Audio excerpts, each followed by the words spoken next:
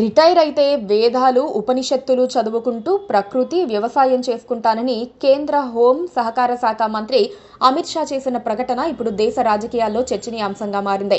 2025 July 9న అహ్మదాబాద్లో జరిగిన సహకార్ సంవాద్ కార్యక్రమంలో షా తన రిటైర్మెంట్ ప్లాన్స్ గురించి మాట్లాడారు.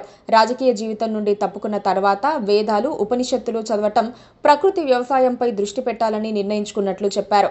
ఆయన ప్రకృతి వ్యవసాయం ఆరోగ్యానికి, పర్యావరణానికి మేలు చేస్తుందని, తన సొంత పొలంలో ఈ పద్ధతిని అనుసరించి దిగుబడి 1.5 రెట్లు పెరిగినట్లు పేర్కొన్నారు. అయితే షా రిటైర్మెంట్ గురించి స్పష్టమైన టైం లైన్ లేదా నిర్ణయం ప్రకటించలేదు. 60 సంవత్సరాల వయసులో ఉన్న షా భారతీయ జనతా పార్టీలో కీలక వ్యూహకర్తగా, ప్రధానమంత్రి నరేంద్ర మోదీ సన్నిహిత సహచరుడిగా కొనసాగుతున్నారు. కొందరు ఆయనను మోదీ తర్వాత ప్రధానమంత్రి అభ్యర్థిగా భావించినప్పటికీ షా రిటైర్మెంట్ గురించి మాట్లాడటం ఊహాగానాలను రేకెత్తించింది. కొంతమంది అమిత్ షా రిటైర్ అయిపోతే మోదీ తర్వాత ఎవరు అనే అంశంపై చర్చలు కూడా ప్రారంభించారు.